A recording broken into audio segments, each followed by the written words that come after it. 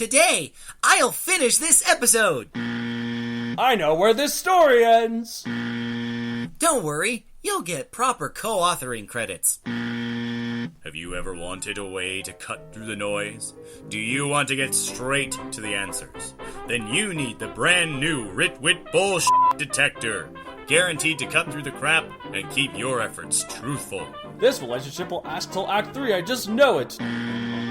I think this character has to die in the climax. I think this guy will stay alive through all 7 books. Try it on your friends. Try it on yourself. See if you're really writing a great story. This patented detector grades your statements based on the countless efforts of failed writers before you to guide your phrases towards utter truth. Guaranteed to encourage only the best stories from the best writers, eliminating the haze and the false truths uttered by hopeful writers everywhere. Guaranteed to revolutionize your efforts in the story crafting department. I will get these edits done today. I'm going to publish a bestseller.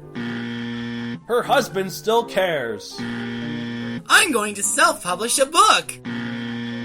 Wow, this sounds very intriguing! You mean to tell me that I could use all this to eliminate all the kerfuffle that surrounds me? Sort all the statements of my friends into false sense and truths? Not recommended for any purpose other than means related to your writing projects. The Rit-Wit takes no responsibility for any relationships, damage, hard feelings, injury, or possible medical emergencies that may occur from attempting to force this product never to use. The Rit-Wit does not guarantee its success if you remove the detector from its purpose realm of written work-related projects. Either way, I need to spruce up my stories by getting all the false garbage out of them! Tell me more! We are glad you asked. This wonderful, amazing, capable, incredible device that always works can be yours for one measly payment of $19.95.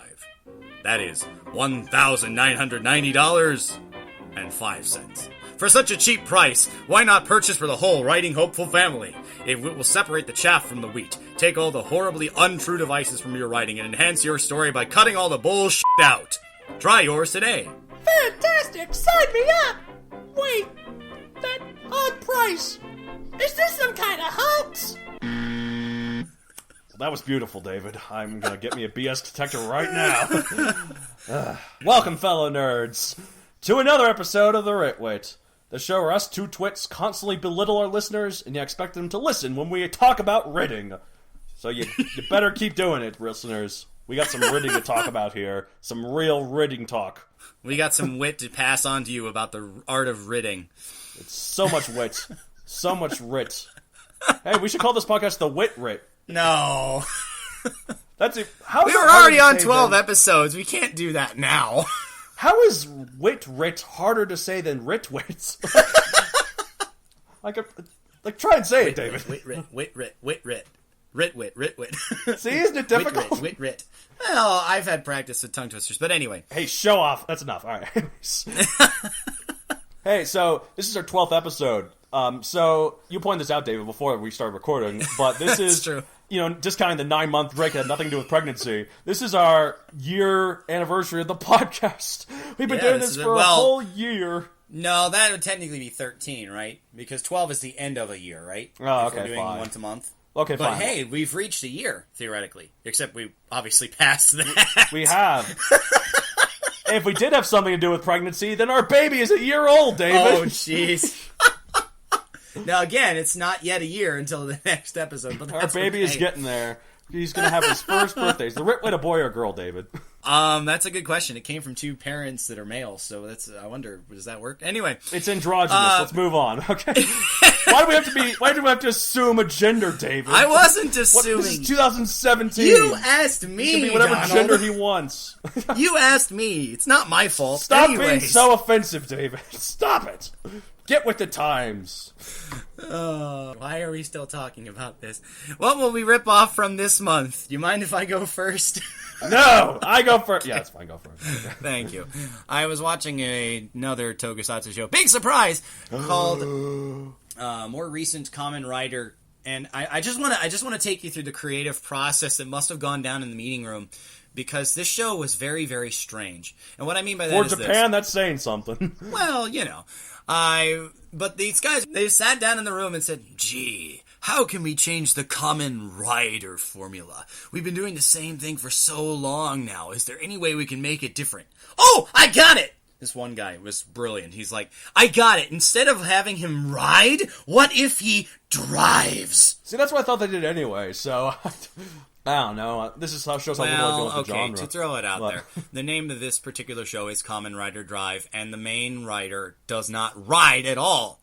Yeah, exactly. Why isn't he just called Kamen Driver? They're done. But anyway, Kamen Rider Drive, I really liked the show because it's a police detective who ends up running into this situation where he gets to put on armor. And the reason it's a car, the best I can figure out, is because the car houses like the AI consciousness of his partner who helps him transform and all this stuff. And because... So it's like Knight Rider, Kamen Rider. Well, I don't know about Knight Rider. See, I always confuse the two of them in my head, even though they're nothing alike. Yeah, exactly. They're nothing alike. But they sound similar-ish, so... Yep. No, you're not far off. But anyway... Because the main character, the main hero, is not an actual motorcycle rider, which is kind of the gimmick, I think that the second part of this conceptual meeting is like, I got it! The secondary riders will ride! Well, I'm going to talk a little bit about the secondary riders. First of all, the show is named Drive. Now, the three of the characters' names, all three of these guys are riders at some point in the show. One of them is Go, literally Go. Another is named Chase. Also good name. And the third guy, his family name is Tomari, which in Japanese means stop. That's pretty great. Well, that's very clever. 10 out of 10 for humor. Not that exact form. Tomaru is the verb to stop. But anyway, that's his name. And the town where they're all operating out of is called... Radiator Springs. No. Cars reference. Yeah, I get that. It's called Kuruma, which in Japanese means car. A town named Car. Nice. It's Japan. Does that mean that eventually the whole town will rear up and turn into a giant robot that also can transform into a giant car? Don't know. Anyways. It probably doesn't have the budget for that, unfortunately. The reason I'm talking about the secondary writers is the thing that I actually want to rip off from the show, and that is this. Yes. The two characters, Chase and Go, have a very have a very one-sided relationship, and that is that Chase... Well, one of them goes and one of them chases. That makes sense. That's not what I was going for. Puns. Aren't they wonderful? So Chase is very, very unusual. He doesn't feel or express emotions very well. There's a reason for that, but I want you to discover it for yourself to figure out why, or at least look it up or something. But anyway, he is positive that Go is his comrade, his friend, this fellow protector. But Go doesn't want anything to do with him. Go thinks away. Go thinks that because he's different, he cannot be a friend of this guy. And this is their working relationship, is that Go actively expresses how little he likes Chase, and Chase doesn't care, and he just continues acting the same way. So Go's like, sorry, stop chasing me, Chase. Go's gotta go. And then Chase is like, no. Not exactly, but sure. We'll let you have your fantasies there. Anyway, later on in the series, Chase does make a heroic sacrifice for Go. Oh, no. And at that point, Go realizes that despite his inhibitions, despite what he's been telling himself this entire time, that Chase was actually his friend. And it brings up the point that at some juncture, he must have changed his opinion without letting himself do it. You know, he was kind of did it subconsciously. And that idea of two characters who just don't like each other, but it actually turns out that they do, matches something that I'm trying to do with one of my Ranger fanfics. The two don't get along, and in this case, it is a male-female pairing that eventually the plan is they end up together. That's classic romantic comedies thing. The couple hates each other, and then they like each other. Right, and so trying to make it... It's a good formula because it works, so, yeah. Exactly, it's worked before. But the way that they did that, in the scope of these people are fighting to save other people's lives, and they just don't get along with each other, but it turns out, really, there's no reason they shouldn't. And they end up realizing, hey, you're actually my friend, you're actually my comrade, and I really like that. Maybe Go's like, I should have stopped. I really like that relationship, and so that's the kind of thing that I'd like to take into especially the story I've already used it in, that I haven't gotten to that point yet, but and then that's what I'm ripping off from this week. Transform into a giant bigger car to show that they're truly friends. They merge together into a big car. becomes a big two-headed robot. I need to write this show. And clearly I'm a master at it. I will not make a comment except to say that they do have some combining thing, but it's not what you expect. Anyway, moving on. I'll let you talk about what you want to rip off from this month. All right, I'm going to rip off this movie. I don't really watch a lot of indie movies lately, but I decided to watch this one because I've heard a lot of people really like this director, and he's got Thor Ragnarok coming up. So Taika Waititi, one of his movies, I think one of his first ones that, I mean, he's done other things. He's been an actor in other movies, but one of the first directorial efforts was this movie called What We Do in the Shadows. It's treated like a mockumentary about, it's about 4 vampires that live in New Zealand, because the director's New Zealandish. Whatever, he's a Kiwi. I don't know what the term for being a New Zealander. Pfft, why am I so dumb? David, why am I so dumb? Oh, they call themselves Kiwis too. Okay, fine. So this New Zealander, so they have an apartment. They've been there for a while. It's really funny. Like, it's really clever, and it plays with the whole tropes of vampires so much. Like, they try to go out every night to go and meet people, but one of the quirks about vampires is that they have to be invited in. So they keep going like, hey, are we on that list? Nope. Okay, see ya. Hey, we're on that list? Nope. Okay, see ya. So they eventually, I think the reason why that's part of the vampire folklore, because it's all about they have to seduce you. You know, they have to be like, oh, so I guess you can come in. Sure. Oh, now that I'm in, sucking your blood. I'm not entirely sure of the reason, but...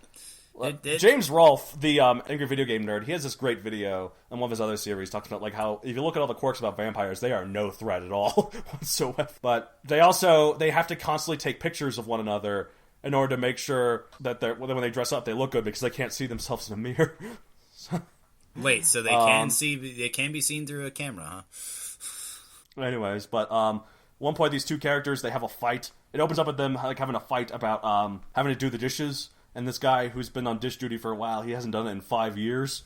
And the dishes are all covered in blood. And he keeps putting it off because blood is a pain in the ass to scrub off the dishes. Well, or because he try eating what's left over, I suppose.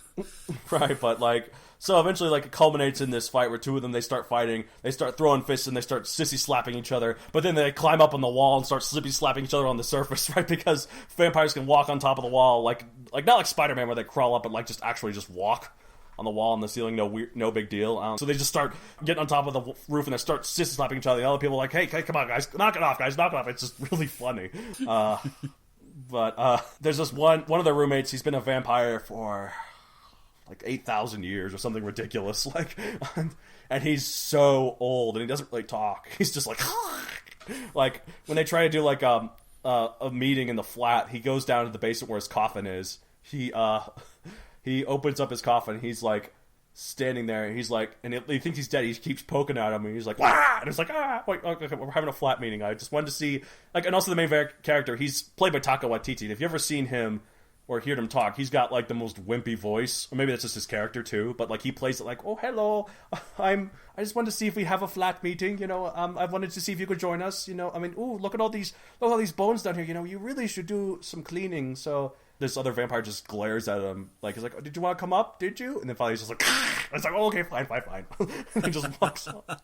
It's great. But, I don't know what I'm going to rip off from it. I guess more of maybe, I don't know. I don't know what anything specifically, just, I always like that kind of humor, so I guess I've already kind of ripped off of it, but more what he did. This is, all him. He's wanted to be a director and a writer for a long time, and he wrote and directed something that was a real passion project of his. That's why a lot of indie directors do that, though. You do it because you love it. So it's a ton of work to do. It's a ton of work if you don't like it. Right, but he did it and he liked it and he made a good enough movie and he made it pay off. And now Marvel's like, hey, you want to direct Thor Ragnarok? And he did. And granted, they do get a lot of indie directors a lot of times to help do their movies because they're easier to control, to keep in the Marvel formula. Like Kevin Feige, the head of Marvel Studios, he's always like, if you got an indie film, it's clear you know what to work with, but also you're easy to get into the formula that we've made so successful so long. But they gave Taika Waititi a lot of creative control. They give him a lot of freedom because you have a vision that's really distinct and people like it. What I'm going to rip off, I guess, is just maybe just a lifetime goal as a writer rather than just anything in the story itself. Just do what you like, and if you do it with enough passion and if enough people like it, eventually just don't give up, keep working hard, and you will get noticed. I mean, if in an ideal world. But... Yep. I think that's You get what I'm saying? true. I don't know. I think... I don't know. It's not really... I mean, it's not like a story tactic, but it's certainly a worthwhile motivation that you need to do something that you are interested in doing. And if you work hard enough and you advance yourself to the best of your capabilities, you will get noticed for it somehow. And the payoff for that... But you have to work for it, yes. The payoff for that will reward you appropriately. If you don't work hard enough, your reward will not be as big. But if you work hard enough, you can get something like going from what we do in the shadows all the way to the Marvel Cinematic Universe, which is an amazing project going on for a long time now. Yeah, it's the biggest film franchise in history now, worldwide.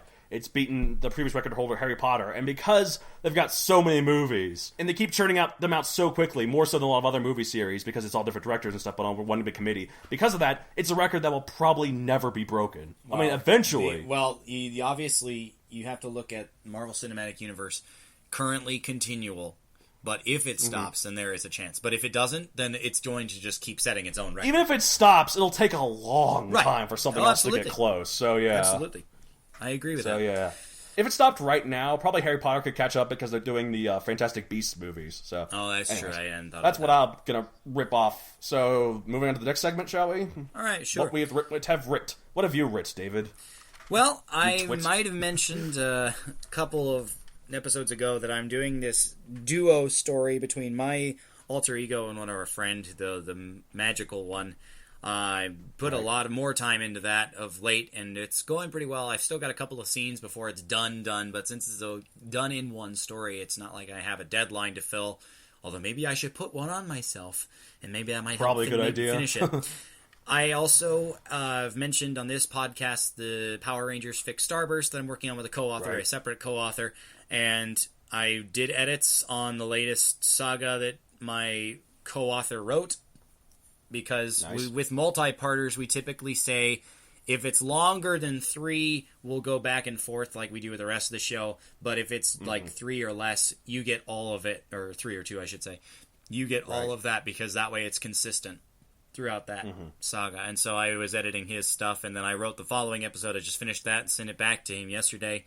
Nice, good. Also, the usual, I come up with random songs just because I need to fill time doing something, and sometimes they're really good, but then I forget what they are, and I never wrote them down, so it's just kind of like, oh, darn. Well, like I said, though, sometimes that's how you can get a good filter. Like, if you forgot what it was, clearly it wasn't good enough for you to remember, was it? I don't know. I mean, it's not a reliable method, but that's what I use sometimes. It's not a reliable method, but it truly works as a filter, because obviously, if it were more important, it'd stick. Right, so... But that's what I wrote. Good. That's what I writ, I should say. Yeah, good writting, Twit. Good writting, fellow Twit. As for what this Twit has writ, I've written... I've writ... So I got grammar. You have to use the proper grammar of the show. I was about to say, you have to use the wrong grammar for the show. No, it's the right grammar for the show. It's the wrong grammar in life. It's wrong grammar for an English major. Let's go on. And actually, it's not even something I've written. It's something I'm recording. Oh. The Megazoic audiobook. I've gotten more into this now. I've tried to get, I tried to get this going because it's how a lot of people read their books. Like, a lot of people have their books on their phone, and they can just listen to it, while they're working out, while they're on a road trip. The nice thing about being published on Amazon is that it automatically gives you an Audible account, so where you can put your books on Audible, and other Audible users can buy it and listen to it there. So to interject just a little bit, my real life dad has struggles with dyslexia, and so he doesn't like actually reading, but audiobooks are great, especially when he had a long commute to work, and so he's probably listened to the entire Harry Potter series audio tapes done by Jim Dale. I think he's listened to each of them at least 15 times a piece. That's I kid you not. And he really loves the series, but there is a large audience of people out there that you will not reach through the written word that are probably just as desperate for good stories to hear. And so it's definitely an avenue worth pursuing, particularly if, like me, you have confidence in manipulating your own voice and doing that kind of stuff. Now, obviously, Donald is not me, so I'm sure that you have your own stories to share. I'm not as good at it as you are, and plus you have your trained voice due to singing, so I'm not... But I've had to work for it harder, and trying to make sure I don't talk too fast, and trying to make sure like I enunciate correctly and stuff. And I have to re-record a lot, but it's a lot of work. But it's been good so far. Like often what I do, I have to reserve a room at the library and I close the door and I record it there. Normally I do my writing before my job. I probably shouldn't say where it is. It's a coffee shop. It's a pretty famous one. You can figure it out from there. I was about to say, you might have just given it away. But, like... I did, but that's okay. That's how often people tell people where they work without actually saying the name. So, anyways, oftentimes the way I get writing done is I come to work an hour before I have to clock on, right? Sure. And then I just write. But I can't do an audiobook that way. I was about to say, they've got crowd noise going on, and so it filters into your recording, and it makes it really hard. There is one thing I do want to mention real quick. With voices and having a lot of disparate voices... The thing that's a real challenge about audiobooks, especially for like first timers, is that differentiating them all enough, but also making the different ones consistent. So it doesn't become this guy's voice is morphing like 70 times amongst the course of one book, even if he sounds different from the rest. I have to like stop and like be like, wait, that's the wrong voice, and then I just pause and then I do it again. And I fix it in editing. Quick tipperoonie for that: if you have a sheet. Like, each character should have, like, a key phrase or, like, a word. And by saying that word, it should, like, unlock the character's voice. Yeah, well, I've tried to make sure each character has a distinctive voice anyways. I mean, maybe not every character. What I mean is this, like, if you run into different dialogue and you have a conversation between multiple people, it can be really hard to get into the right voice. But if you take enough time and have that guide, oh, this person sounded like he's from Brooklyn, this person was from Texas, this person's an Indian, well, I kind of got that in my head, and I try to put it into my writing as I write as well, so it's a little bit easier for you. Sometimes I think I need to re-record probably the beginning of chapter 1. Well, not beginning, the middle, where Cortan and Bellar talk to each other, because they do sound kind of similar. I'll have to re-record that part. And it is a process. I mean, it's probably not as And this lengthy. Is the first time I've ever done this before. They often say, like, hey, you should probably just hire someone else to do it, but... I like control, man. You can't see me raising my hand, listeners, but anyway... Yeah, well, you can do it if you want. I mean, if you really want to.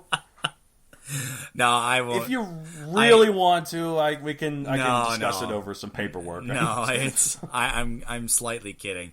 I've been editing his stuff for so long that it wouldn't be worth having him pay me just to read the stuff in character voices like I have for years. But anyway, and plus, I actually have an actual editor too. Yeah, so that I actually pay. Yeah, so it's not you. I'm aware. Stab you in the back. Thanks. This is the thanks I get. You're the unofficial editor. Okay, so just like you're the unofficial editor, you're also the unofficial book reader, audiobook reader. So, well, the point is this. I read an article about this in a magazine a while back that my mom actually dog-eared for me, and that is they asked one guy who got into this industry what he did, and his answer was, fairly expected.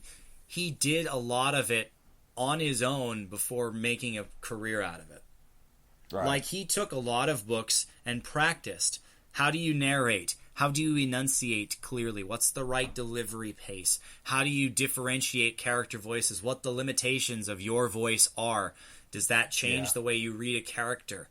Making sure you read the book first so you're not surprised by anything. Because I can tell you on first dry runs, it's really hard sometimes to get the right emphasis in a sentence. Because the grammar doesn't really change, but the emphasis being in the right place totally changes what that sentence means. And so having a knowledge of the book ahead of time, and that was one of his recommendations too. But if you're going to do this as a serious thing, and there's nothing wrong with that at all, is that you should practice on other books before you try it on your own. Since we are a writing podcast, we're assuming they're your own. But that way, you have an idea of what it takes, of how it goes, your process, before you do it on one that really matters, when you're recording it on Audible. So well, that makes sense. Well, those are all good tips. And I'm trying to the thing about having knowledge of the book, of course, that's why it's kind of easier for me, because of course I wrote the book, but also when I write dialogue, I have to envision it in my head, inflect it a certain way, so I can actually say that then while recording it. So that's kind of nice. It's true. You have that innate advantage. In terms of voice, though, I do need to work on that. However, people have often told me that I have a pretty good voice, because at my coffee house, that's very famous, that has a drive-through, a lot of people tell me hey, you haven't told me you have a good voice for radio? My response is always no, but people have told me plenty of times I have a good face for radio. Ba-doom! Yeah, exactly. They love it. But so that's one of the reasons why this podcast of ours is so successful. Apparently. We're raking in the dough. Raking in the money. All those subscribers, all those sponsors. Thanks, Marvel, DC, Amazon, eBay, Target, Walmart. McDonald's. We got our own Happy Meal toys. Yours is kind of weird looking. Well, I mean, come on. Mine would the always likeness be of weird you isn't looking. the best. Mine would always be weird looking. Wasn't it you? You have Karate Chop action figure, though. You press this little lever here and you go, wee, wee, wee, wee. Wasn't it you who said that my face was like almost like the average of like the entire world's males? I think I did. That's right. So I remember like there was like this picture I saw that like took all the faces of the entire. I mean, they're all male, like of the entire America, I think. And it's just they put America, them together in this one image, and it looks a lot like you. Like you are an average man, which is not bad. It's not good. It's average. Apparently so. But hey, like I said, some people think I sound like I'm saying Matt Damon, so just keep that in mind. Well, that doesn't make any difference to me. But anyways. So real quick though, as well, this isn't what I've written, but I just wanted to update you guys because I forgot to do it last time. I actually have finished the first draft of Primeval Power, so it's going through the editing process right now. It's going through the illustrating process. It should be out next year, like early next year is what I'm shooting for. Less than a year after the first Megazone comes out is what I'm shooting for. So, yep. And David here has finally finished reading it. So I have a question for you, David. Did I jump the shark? Was there a surfboard that Cortan got on and a Megalodon got jumped over by Cortan on the surfboard? Did it happen? Tell us! You really want me to spoil it for that? No, but... I mean, I guess at the same time, I don't want to ask you if you liked it or not, because if you said that you didn't like it, then great. Now I've lost a bunch of sales thanks to you. So, you are under... Oh, come on. I wouldn't submarine your dynamic sequel. Come on. The listeners aren't gonna trust whatever you say, so... Oh, really? Say, was it the best book ever or the worst book ever? Those are your two options. Now, obviously, it was the worst book ever, right? Well, of the two. Okay, cool. Worst book ever. You hear it? First review for Megazord Primeval Power. I didn't say that. From my very own co-host and unofficial editor, it's the worst book ever. And unofficial book recorder. Thank you. Thank you very much, David. You didn't let me answer. You assumed. I said of the two, and then you just... Several sharks have been jumped. So, all right, fine. What's your actual answer? Well, I said of those two options, I would only say best because it improves on your original. However, if I had more options, I wouldn't quite put it there. Right, I know, but like we're in a tough spot here. Like you don't want to spoil it, but you also don't want to badmouth it because this is my job, right? So, well, I mean, it's I'm trying to get people to buy my book. It's putting bread on your table eventually within a year's time, you know. Okay, but like. No, I really did enjoy the book, and well, you genuinely did think it was an improvement. I think that to top the stunt that you had at the end, you're going to need a bigger megalodon. But anyway, a mega megalodon, a gigalodon, an ultralodon. Let's not do a gigalodon because that almost sounds like gigolo. 1.21 gigawatts. Anyways, on that lovely note, Donald, maybe we should get into our actual topic for today, which is... Mary Sues and how to avoid them, a.k.a. de-suification. Our tipperoonies for de-suification. The greatest title ever. So sophisticated. So professional. That's your catchphrase. You've said that like 12 times throughout this entire podcast. I might just have probably about once every episode, isn't it? I'd probably make a montage, like a clip show, just you saying so professional. We'll give it until we get to episode 24, then you'll have a ton of material. But anyways, okay, so let's start. The first question that comes up with this, obviously, Mary Sue's. If you don't know what a Mary Sue is, maybe now would be a very good time to explain it. And if you're looking for a resource that you might be able to use. The site Springhole has a lot of guides for writing. So we're taking their definition of what is a Mary Sue. Right, and there's probably other ones too, but this is like the basic sort of thing. Yeah, so this is a good site, springhole.net, so yeah, we're going to do this. It says here, like, basically it's a character... It originates from Star Trek, I'm fairly certain. Like, the Star Trek fan fiction, someone wrote this character, her name was Mary Sue, She was a new character aboard the Enterprise, and she ended up being better at all the other crew members at all their jobs. I'm not familiar enough with Star Trek. I know the names, but I don't know who does what, so I'm going to avoid it to stop offending any Trekkies. I would probably mix generations together, like, say, Kirk and Picard. I know, even I know that one. Well, they're both the captains, so yeah. So is Kirk the pilot, though? Or is it Sulu? I don't know. I believe Sulu is the pilot. Okay, so Mary Sue is a better pilot than Sulu. What does Spock do? Mary Sue's Spock was the scientist. She's a better scientist than Spock. She's a better translator than Uhura. She's a better doctor than Bones. Right, that's right. That kind of thing. So she and everyone loves her, and she doesn't have to work for it at all. She's just naturally better, and she's great. And she's also a self-insert character as well, often like exactly like the author in terms of personality. But like this is done often like as a sort of a like a lot of times the reason this happens is because a lot of times writers like they want to write themselves into a story. And this is how they do it. It's immature, but there's a reason for it being immature. Because often these people who write are young. So, and they're inexperienced. And, that's fine. It gets you writing. Like, just as long as you improve later, probably any writing is good. I don't know. So, this is their basic definition of what is a Mary Sue. Right, we'll talk a little bit yeah, about I didn't really say that, they're did I? different for us. Mary Sue is a character, male, female, or otherwise, who is given or is expected to be given unwarranted preferential treatment and unearned respect, thereby compromising the integrity and believability of the story and or its characters. So that self-insert, that wish fulfillment character, sometimes I like to kind of call them like an escape. Right. They're like the ideal version of you in the story that you want to populate. Right. And you make the best version of yourself. Right, and here's the thing, like you can still have an escapist character without it being a Mary Sue. Like, this is the key difference between a Mary Sue and a typical escapist character. Like, a proper escapist character, a proper wish fulfillment character, is a combination of what we are and what we want to be. A Mary Sue is just what we want to be. And maybe it's what we are too, but it has none of the flaws of what we are. So it has all the good points, but none of the bad stuff. Yes, and it's all just what we want to be. So, what are the signs? I tend to think a typical Mary Sue character is pretty obvious because they can't go wrong. They can't do anything wrong. They seem like perfect because of that. Everybody gets along with them like instantaneously. They seem to have all the luck in the world, but it's not even attributed to luck. Right. Yeah. Jumping just a bit ahead, I think the best way to avoid Mary Sue's is to make them more human. Right. Obviously. Maybe they don't need to be your flaws, but there should be some. Right. Exactly. Like every character has flaws, like good, bad.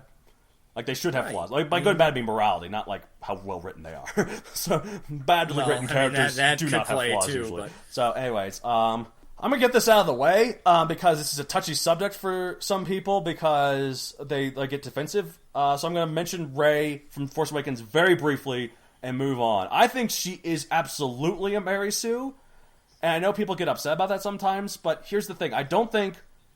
People tend to, overanalyze it. Like, a lot of people are like, oh, you're just saying that because she's female. No, Wonder Woman from the new Wonder Woman movie is absolutely not a Mary Sue. We're not just saying that because she's a strong female character. We're saying that because she's a poorly written, strong female character. In my opinion. If you think otherwise, that's fine. In my opinion, the whole movie is poorly written. Like, there's a lot of contrivances. There's a lot of, unoriginality. There's a lot of, bad, sort of jumps in logic and stuff like that. Rey being a Mary Sue is just the product of that, of it being badly written as a whole. And again, this is all my opinion. If you think it's the most well-written movie ever, and it's exactly what you want it to be as a Star Wars movie, that's fine. You're definitely not alone. I'm more in the minority here, but... Well, I was about to say, you're probably more along the lines of the person who wants Rey to succeed. Right. Like, I want Rey to be a good character. She just... By the way, to throw something out, because we've mentioned this from a female perspective pretty much exclusively... They do occur in both genders. Oh, absolutely. Male, otherwise, as the definition said. However, I do want to throw out the really fun name that I've heard for a male Mary Sue is the Gary Stew. That's pretty good. I just think that's clever. I think I just call Mary Sue the other way, just because it's the original one was female, and that's why, and her name was Mary Sue, and it was named off of that. So that's fair. But Gary Stew's, I get that. But yeah. So a male Mary Sue, a Gary Stew, is a good example of that is Eragon from the Inheritance series. Now, to be fair, he actually works harder at what he does than Rey a lot of the times, but he is given quite a lot of everything to him at once, and he's... The chosen one, out of nowhere, benefits, that kind of thing. Yeah, like, he learns way too fast. And I haven't even read the second book. You've only read the first. I've read the first and the second. I have not read it beyond that. It's over now, though. I wonder what Christopher Pelly is doing with his life. I wonder if he's still writing. Anyway... I know. Trying to find something that's actually successful. Successful. People crap on him all the time. I shouldn't rag on him too hard. Yeah, people crap on him all the time, but you know what? Supportive writing podcast. He was a 15-year-old writer who got published, and we're talking about him now. So good on him. Let's just... Now, there wasn't a good writer, but he was successful, so... Good job. Do you remember, was it the April Fool's Day gag or something, that somebody went on Wikipedia and changed Eragon's page to plot See Star Wars? It was pretty good, yeah. And how so many of the names sounded very Tolkien-esque. It's pretty much the world of Lord of the Rings with the plot of Star Wars, but but anyways. However, okay, well, I'm gonna say this last bit, and then we'll transfer into the next topic. I think the next part of this topic. One easy fix for a character that seems too Mary Sue-ish. I think if you mix part of your origin with a friend's, right, the resultant combo would not be so naturally self-service and probably less of a complete wish fulfillment character. I'm not gonna lie, do that a little bit with Cortan. Like, he's got some of my flaws, he's also got some of yours. Like, his horrific ugliness, for instance. Oh, thanks. That perfectly averageness. You look like a dinosaur. Look at those teeth, they're enormous and full of bugs. Anyways, boy, enormous and so dirty because of the bugs. Right. Exactly. But anyway, also available on Springhole is a Mary Sue test. And so if you're curious, if you're worried that you can run your character through this test, and it is a very, very well thought out test. I mean, it absolutely total, is. I think there are over 200 questions or something. Right. You don't need to answer all 200 of them, depending on what media the character right, is some of them are involved. Just for fan fiction, some of them are just for RPG characters, some of them are just... that kind of a thing. Yeah, so some of them are just for original characters, and there's some that's just for all of them, right? There's also, at the end, there's a de-suifying thing, where, like, if you check some of these, you get points back, so... Right. The bulk of them, I think there are over 120 questions for the every character thing, but then you have specific genre types, and those are more... pertaining questions to like RPGs, right, and those kind of things.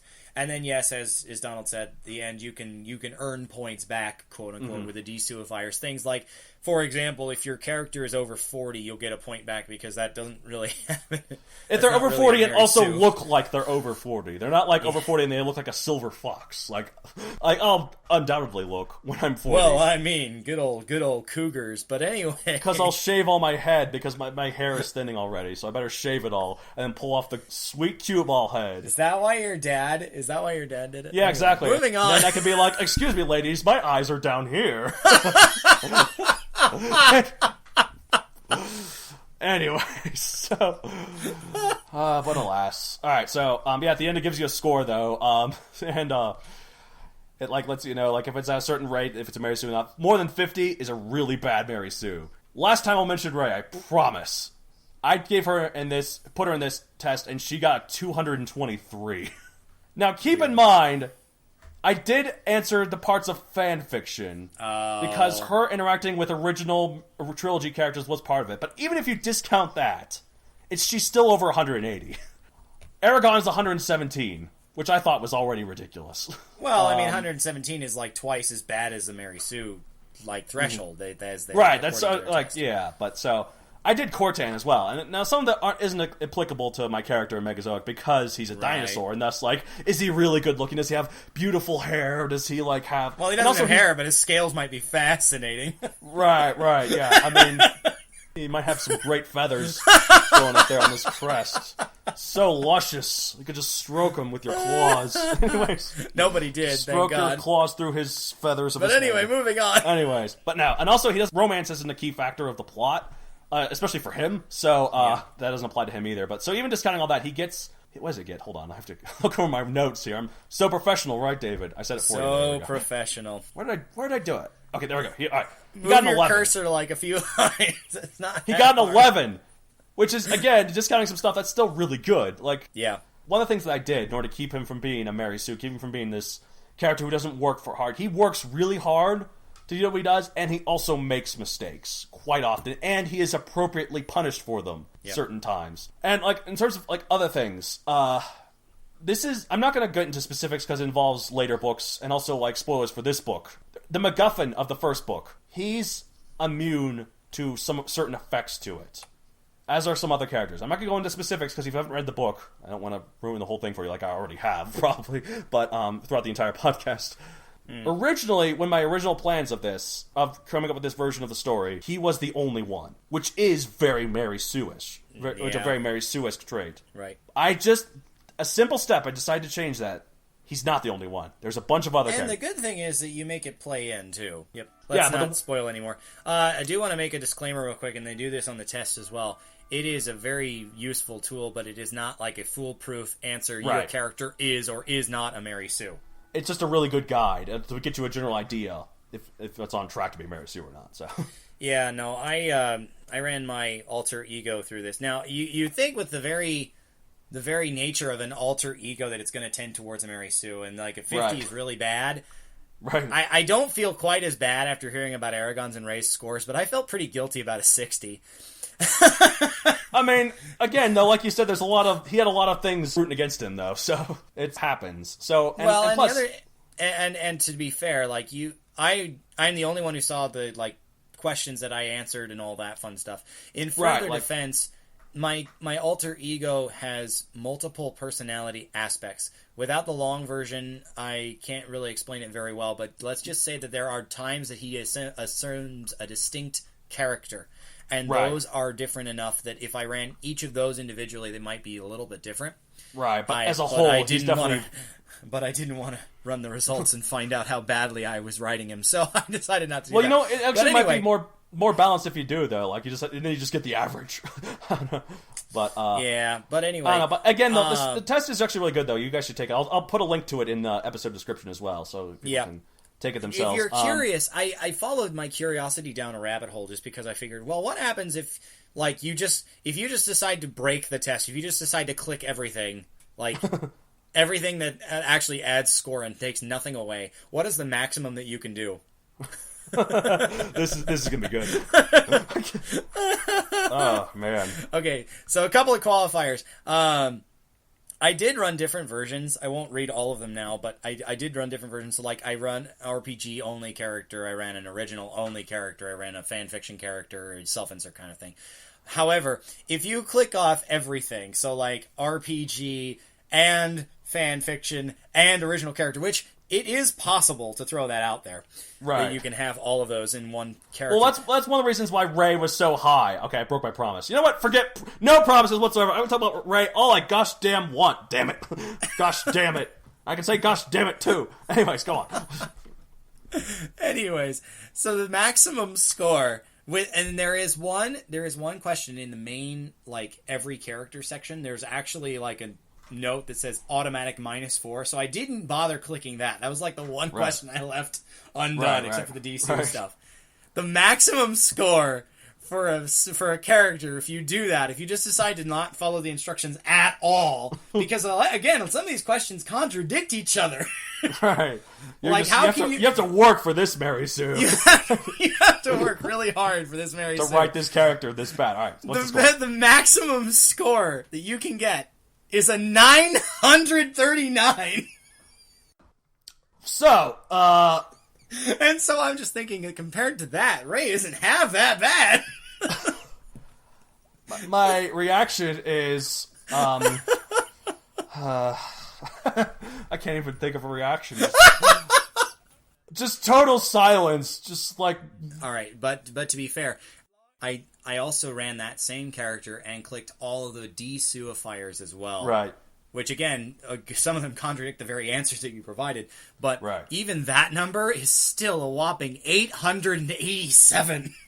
That's a hell of a character. I should start writing. That'll be my next writing prompt, to write this character. Figure out how to make all these How to make them all possible at the same time. Somehow. I might have to do like your character, making like a triple sort of thing, like having different sort of personalities within him, so they all apply. So they all apply, yeah. You can flip back and forth between each character. Mine wouldn't be that contradictory, and that's why only in retrospect. I'd have to do something like yours and then 60. working at it, so... Yeah. Anyways.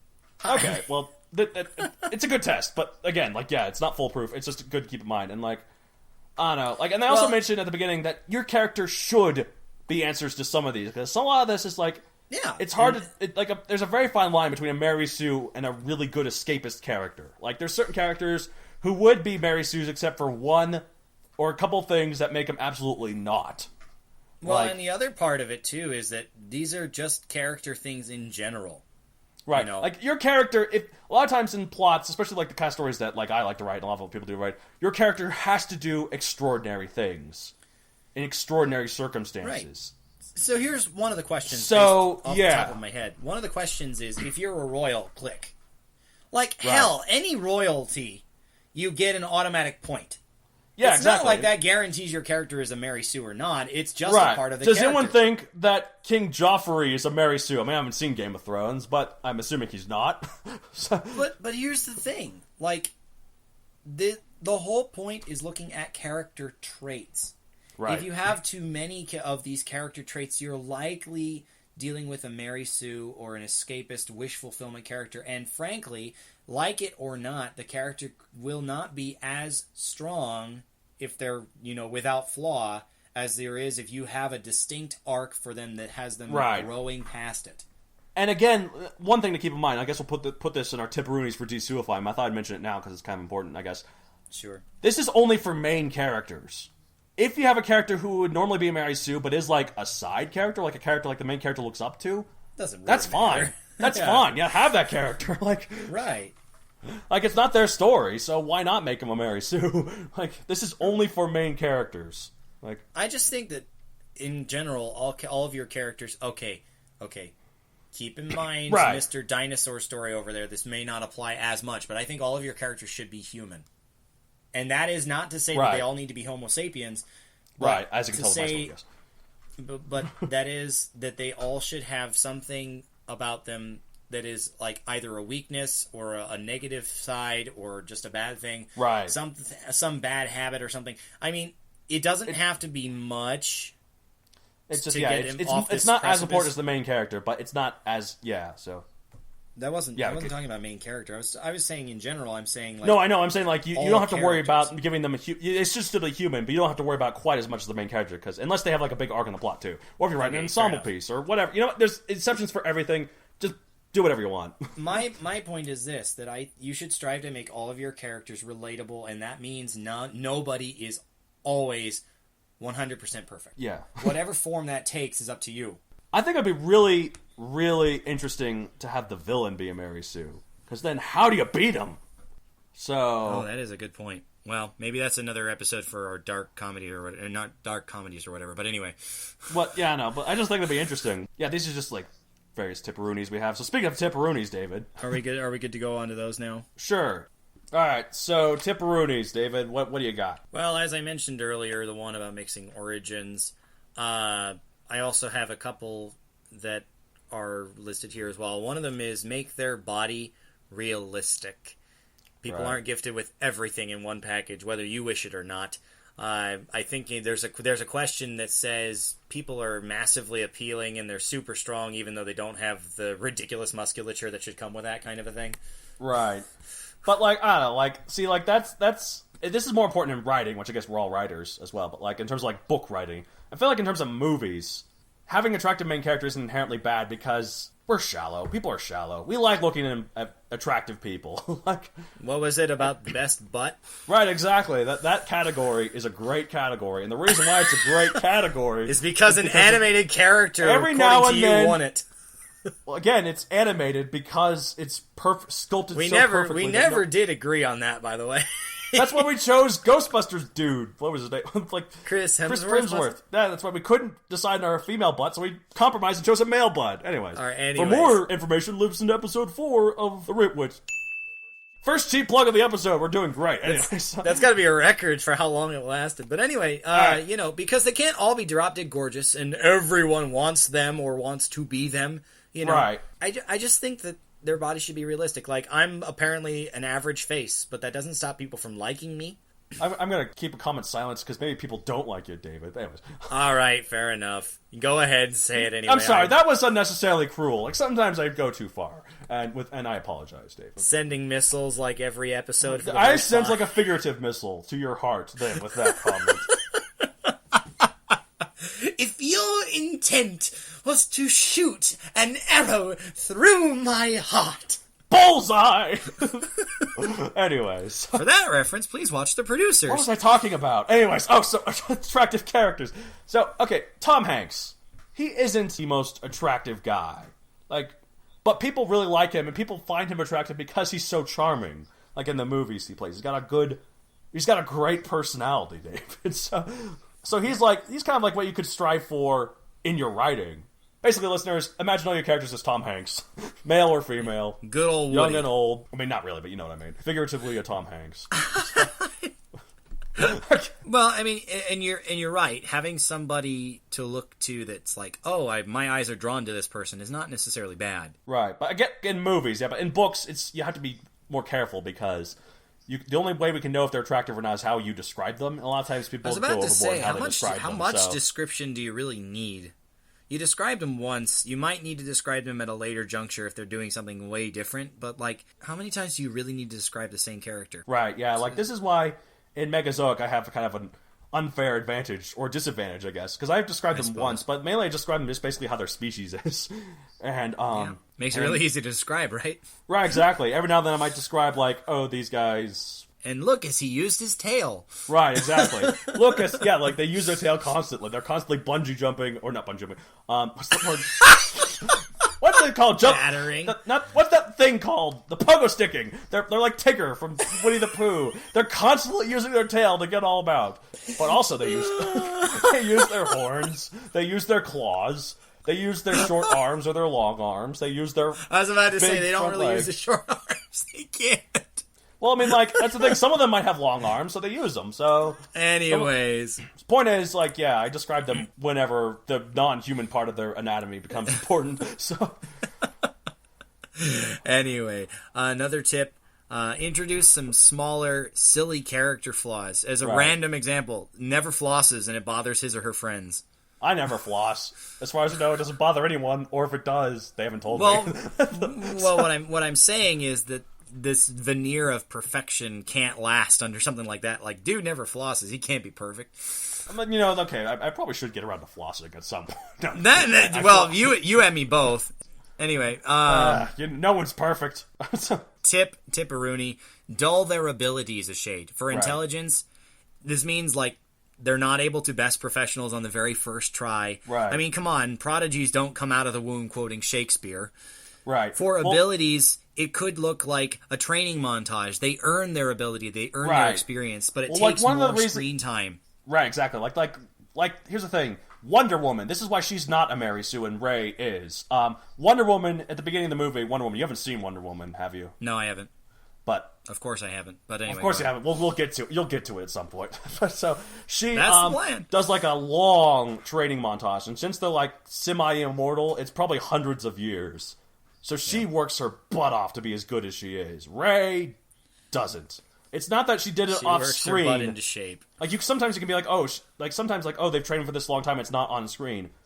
Ray is specifically mentioned in the movie this is her first time. This is the first time she's done this. She's never picked up a lightsaber and she's suddenly fending off Kylo She's done Ren, all she's done before is be a humble junker on the Tatooine ripoff planet. Yeah, So the only thing that's justified for her skills is her skills with mechanics, because she deals with that constantly. But she goes far beyond why that. She's so good at piloting, but Yeah, I mean, I could explain that a little bit, but not as good as she is, basically. So it could have been avoided if she's been shown to sort of do semi sort of training, even if in her humble times when she's sitting in that shack that she made, if she had been taken a blade, not a lightsaber obviously, but a fake blade, and kind of twirling it around constantly. Swings, that could have solved a lot of issues. Like, even just that little few seconds of screen time of her just... Yeah, and it doesn't take much. I mean, there's a reason they call it a training montage. You don't show Right, everything. exactly. But that way, by just doing it that one time of her flipping it around as like a toy sort of thing, the viewer gets the impression that she's done this a lot. So... Yep.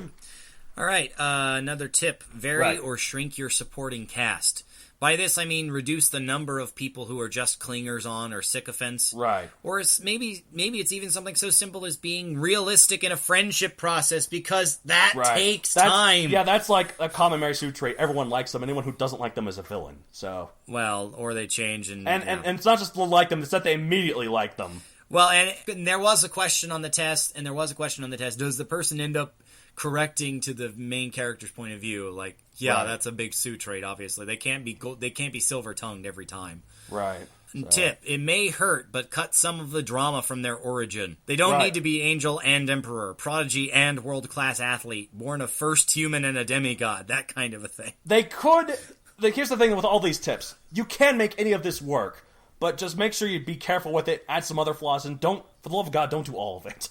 Like, you do not need the whole kit and caboodle. The whole kit and caboodle is the problem, right? Right. Like, you can have your character be a prodigy, or an angel, or an emperor, or a first human, or a demigod. You can, but you don't have to. And if you do, keep these other tips in mind, basically. So, right. I mean, you pick your poison rather these than are just traits that are very Mary Sue-esque. But again, like the test says... Like, if there is one character that is all of those things, so like prodigy, world-class athlete, born a first human and a demigod, and that's why he's an angel and heir to the Emperor's throne. I mean, like, holy crap, man.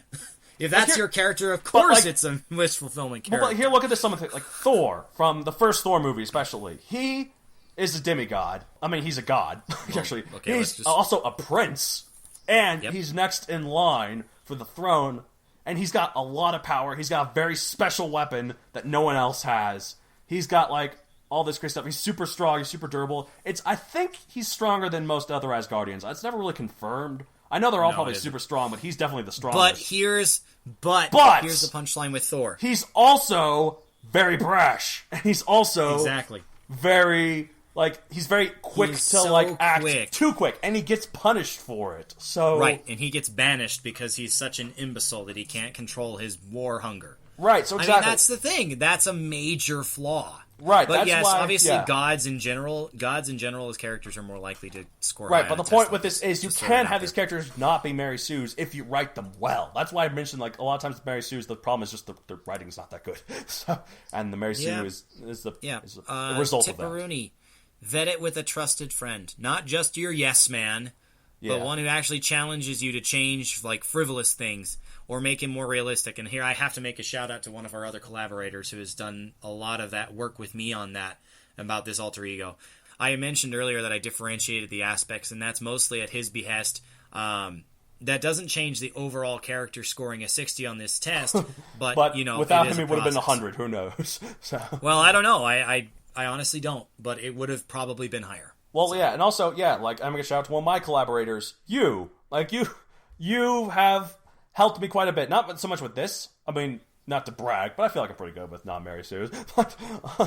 But you've helped me in general. Like, you're not a yes man in terms of my writing. If something is bad with my writing, you let me know. Wild After Tomorrow 3. It is true. It's true. So having someone like that can, like, a person who reads over it can help. Yeah, absolutely. Another set of eyes is never a bad thing, especially if you use what they say with the weight it's intended, rather than it's a personal attack. Like, if I'm attacking your character and you get offended, it's probably a Mary Sue, which means that you've either got some different choices you could make, or maybe you should go back to the drawing board completely. Because, it's nice to see a character who does the things that you want to do. Nice to see somebody who acts the way you wish you could be. And you can absolutely have that, but just be careful with that. But if that's the reason you write the character, then that just becomes a problem with other people, because it doesn't have the same effect for other people. Like, it's my alter ego, and because it's my alter ego, he's kind of an ideal version of me. Right. Is why he scored so high. Like, there are a whole lot of things I could have clicked and I didn't. Obviously, I didn't even score 100. But it's still obviously a Mary Sue to a bunch of other people. Right. And the test basically proved that. Right. So, I mean, It's a process. You have somebody help you in the right direction. You have your character have legitimate, notable weaknesses that it can't overcome just at the snap of a finger or simply by existing, perhaps. Right. You know, that's how it works. That's what it takes. And this is what's important. I've been monopolizing this. Do you have any other tips to add? Yeah. So what I was gonna say though, what's important to note. We're not trying to attack your characters. You can absolutely write an escapist character. You can absolutely have them do these extraordinary things, but also have flaws. These are not things we're telling you to change. I mean, some of them probably. These are things we're telling you to add. That's the thing. They can have all these amazing things, but add flaws. By adding it might change is kind of right. Yes, but yes, what I'm saying is that we're not trying to condone not have fun with your character as a writing. Don't have fun with them doing these incredible things that are the these whole so point awesome of this. sort of things. Yeah, of course you can still do that. The Just give whole them point flaws. of this is to do what you want to do, the stories you want to tell. That means having a character that's very similar to you, then that's not wrong. And honestly, if you want to write a Mary Sue and you have no plans of publishing in your works and writing Mary Sue is what's fun for you, do it. That's fine by us. That's if it makes you happy, Absolutely. do it. We can't make you do anything. However, outside of you, right, exactly. that won't impact your audience. Right. And that's why avoiding these characters is such a better choice. Right. That's what I'm saying. If you want to write a story that's good to a lot of people, don't do this. But right. if you don't, if you want to write something just for you, and you want to write Mary Sue's, who cares? Do it. Don't listen to. What do you listen to this podcast for? I guess though, I guess I don't know. We're just so entertaining. And speaking of us being entertaining, if we are so entertaining that you have to get a hold of us, absolutely, that'd be great. Email us at mattd@matthewdonaldcreator.com for any questions or comments you have about the show and to either of the hosts. I actually have our first email here from one of our listeners. Here we go. What? Dear Ritwits, just wanted to say that Matt David is the most average-looking, dinosaur-looking man I have ever seen in my life. This is clearly a real letter. It actually has that written down here. This is clearly a real letter. From one of your biggest fans, Bob Boberson. So be like Bob Boberson, listeners, and email us. And talk about how I look like a dinosaur, even though you can't see video, right? And also an average-looking man. And an average-looking male who happens to look dinosaur. Yeah. What an insult to our species, that the average man looks like a dinosaur. Anyways. Okay, so you can... But you can use your own email system. Right. Send it directly there. Or if you go to Donald's website at MatthewDonaldCreator.com, I am not spelling that out. We've done it too many times. You can just use the contact page there and it'll go directly to us as well. However, we do request that if you're going to direct it to a certain host that you put that in the email somewhere, because obviously Matt D is generic. It does work for both of us. Exactly. So. Because I would personally be very offended if someone said that I looked like a dinosaur and an average man. But you would read that what else is new? So be sure to specify which one it is, right? So maybe it's both. I don't know. Anyway, yeah, we both look like average bin dinos. Anyways, I believe with the advent of your publication and your sequel is first draft is done, that you probably have social media and professional stuff that you'd like them to follow. I absolutely do, David. You can follow me on my professional Facebook account at MatthewDonaldCreator or my Twitter at MatthewDonald64. Why 64? You know what? It doesn't matter. I've severely neglected my Twitter account lately. It's I need to get on it. It's a barren, twitless wasteland with not a tweet in sight for many months. It's a mess. It's deserted. There's nothing there. I was about to say, maybe it's 64 because it's been 64 weeks since you got a Twitter and you haven't used it. It's been 64 weeks since my last tweet. That's why it's... And I somehow knew this would happen when naming my Twitter account. So... I've got foresight. Anyway, you realize that 64 weeks is more than a year, right? So, you know what? 64 moments, because moments is ambiguous. So, 64 measures of time. If you followed me, maybe I just need some dear listeners to follow me. Then I can get the inspiration I need to get back on my Twitter boots and put on my Twitter hat and saddle up on the old Twitter horse.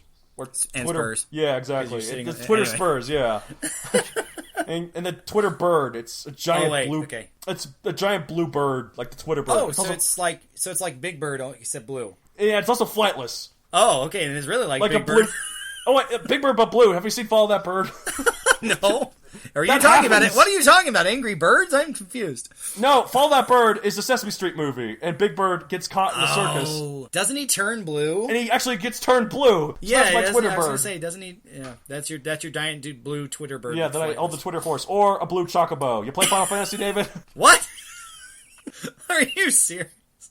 I have no idea what it is. Moving on. It's a flightless bird mount. It's a running joke throughout all the Final Fantasy games. Even though they're all like in different universes, that they each have a chocobo. The last one, like Final Fantasy 15, the one that came out last year, had a lot of people really excited because you could ride the chocobo and it would drift.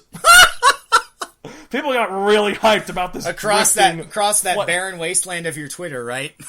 Right. If you want to see me drift on my blue chocobo, listeners, follow me on Twitter. Anyway, Guilt Trip session over. Follow me at Matthew Donald 64. As always, listeners, thank you for any feedback, any episode ideas. If you have questions for us about your character, first recommendation: run it through the Sue test yourself. And Right. if you still need some help from there, please send us an email. We'd love to do something and Absolutely. help you vet out. Yep. As Other much as than I that- like Bob Barberson's email, it'd be nice we to have would appreciate some real letters that actually have meaning as opposed to just insulting one of the hosts. Anyway, How do you dare wanna Bob tell us what's Barberson do going that? on? I'm gonna have a good talk with him because I would never do that, David. Just Never. You'll send All right. missiles through my heart, but you'll never do that. Figurative Do we want to missiles, spoil yes. what's going on for next month? Nah, I think we should keep Donald? it a secret. It's Halloween though, so we're probably gonna do something Well, maybe it'll be something like Halloween-y, more than not. But more anyway, macabre. go ahead and look forward to that. We'll talk to you next time. Until then, this is the show where us two twits who talk about Redding have twitted ourselves out. And it's just Very like his twitted Twitter, out. it's barren. Very twitted out. I am very barren. Like our kid that is this podcast. It's our last kid because I am very barren right now. Oh, wow. And on that note, On that note, thanks, listeners. I'm Matt David. I'm Matt Donald. Yes, see you lot. See. We'll see you in the ya. next life. Thank you for finishing it for me. Good work, David. The